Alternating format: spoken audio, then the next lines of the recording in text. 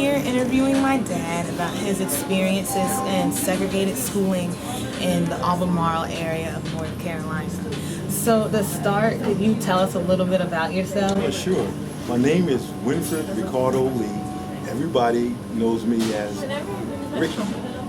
And I was born one of 5 children. My mother, Tressie, my father, Winfred, they call him Zed. I was born in a house in Elizabeth City, North Carolina. The house, no plumbing, had an outhouse. But we grew up really, really good, very close-knit family.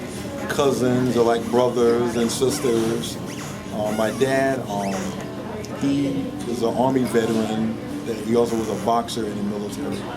My mom, she did domestic work initially in North Carolina, but then she retired from the state of New York, where she worked in a mental institution for over like 30 years. I am currently retired, and I did most of my employment was in mental health also. Sort of followed my mother. I'm a veteran of the Air Force. My 3 brothers were all also veterans of the Air Force, and my sister, who is deceased. Tell us now about your schooling experience. So you actually went to school during the era of Jim Crow, when schools were segregated. Yes. In Elizabeth City. Yes. So what was that like? Well, actually, we didn't have kindergarten, so we started in the 1st grade. Of course, my first 2 years of school was in elementary school, Pasquotank County Elementary School, which was all black. It was segregated.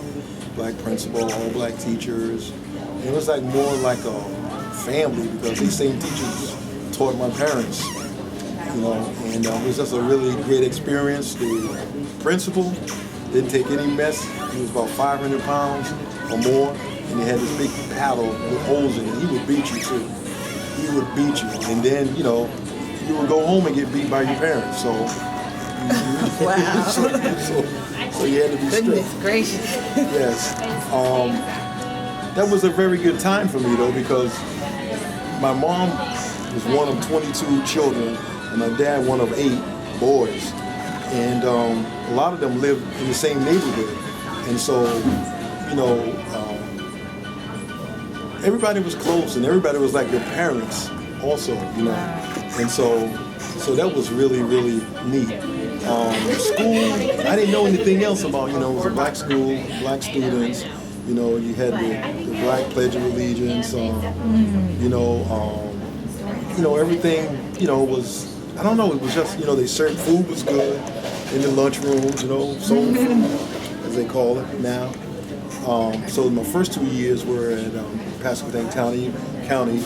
My 3rd, 4th, and 5th grade, I was at H.L. Triggs, and the teacher, my 5th grade teacher, I remember all my teachers from 1st to 5th grade, but the 5th grade teacher, Miss Eva Johnson, you didn't play with her. She told me that she beat my parents. And she would beat me too, if I acted out. So we didn't act out. We were afraid of her. Yeah. The whole student body was afraid of Miss Eva Johnson. So did anybody think it was like unfair that people at school got to beat you, or was everybody like down with it? Like it was normal? Everyone? It was normal. Oh, wow. It was normal. Like I said, if you got beat in school, you got beat when you got home too. Yeah. So you feel like the parents and the teachers were on the same accord? They were on the same accord. Same accord. And then the upper level kids that were like in high school, they actually drove the school buses. Oh. So it was very interesting, very interesting time there, And one thing that I do remember also was the athletes, the football players. Football was real big. And there was a big thing for the football games. I had a lot of relatives that played football, and so either at the high school, P.W. Moore High, or Elizabeth City State Teachers College was the college that most people went to. So I remember a lot of my cousins playing football, and everybody supported it. The big parades and stuff. Had the marching band. Oh, I love that marching band. We were in a community that was all black. And then we seen black vendors around, But of course, there was areas in Elizabeth City that you didn't want to, or you shouldn't go to. I know things went on there too. So what kind of things?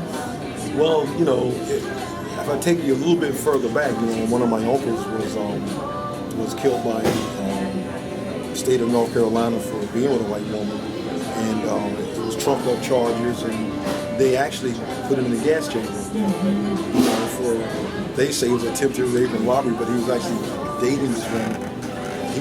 He was the lighter skinned brother out of the 8 brothers on my father's side. They killed him.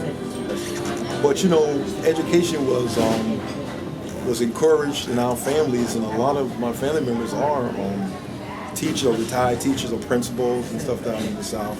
You know, mostly North Carolina, Virginia. Now, Did you ever wonder about what it was like in the white schools, the schools you couldn't go to? Did you ever? You know, I didn't wonder when I was going to school because I thought everything was just fine. It's only later on that I realized through reading that we had our supplies were inferior to the other schools.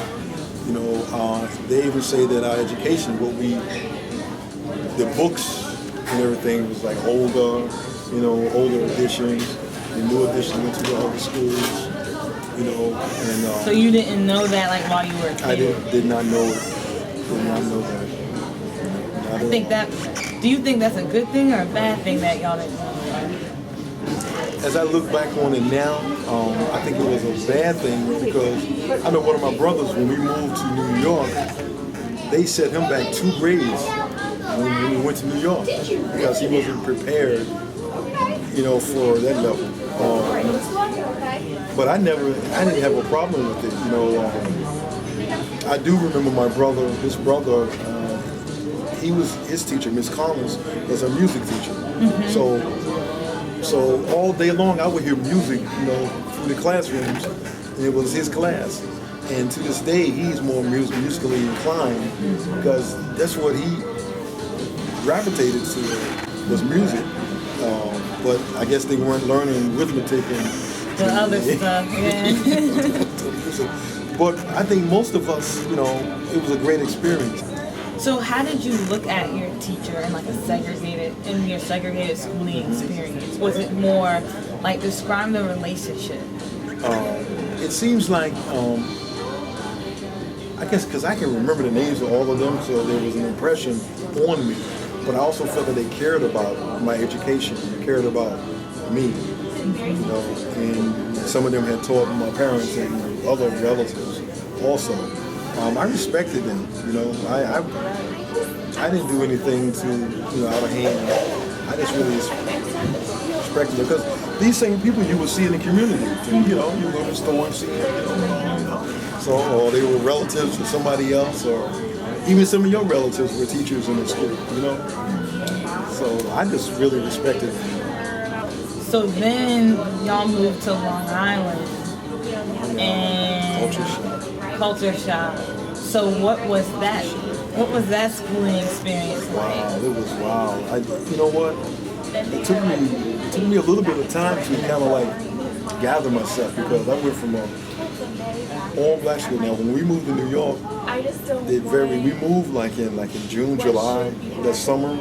And what year was that? That had to have been 1966. 1966, and that year, that September, that's when they were integrating the schools. So, you know, we heard about them preparing for the integration and everything, but we moved to New York. So, going to New York, it was an eye-opener for me because I went from a school that was all black to a school where I think we had like 12 students that were black. Okay. And, you know, some of the names, like the N-word and all, you called and stuff. You know, and I didn't really know how to take that, you know, because I can't even remember even hearing that word. I don't even remember hearing that word. But I can remember being in the classroom and feeling warm. Just warm all over because somebody said something, you know, and not having, you know, being like, say, the only black in the class. And then, you know, if they did talk about different, you know, minority black things, you know, when you're the only one in there, you know, how do you deal with it, you know? It made me feel uncomfortable. Really did.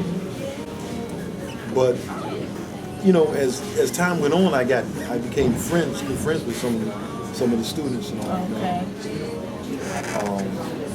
But as far as learning, I think I had difficulty initially. You know, I don't know if it's just the subject matter itself. You know, like the math.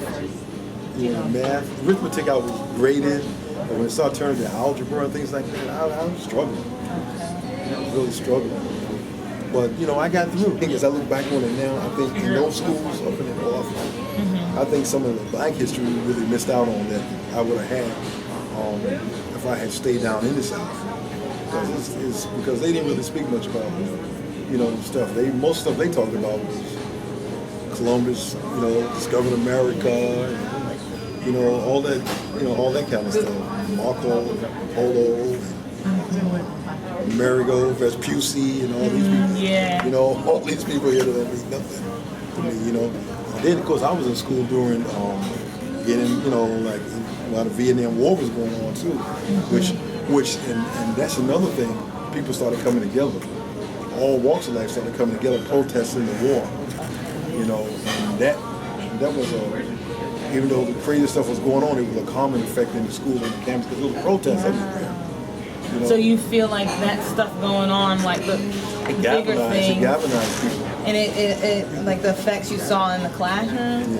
Yeah. So let's describe it a little. I mean, we got close. You know, it's like because of the war and people were against the war and everything. It's like people had a common ground. Like bond, yeah. You know, and whether it was black or white, red, whatever, you had that common bond. You know. What were your relationships like with your teachers and other people in the school? You know. My relationship, let's say at Patrol, when I was at Patrol, Oregon Hill, Oregon Avenue Junior High and Patrol High, between the 6th grade and 10th grade.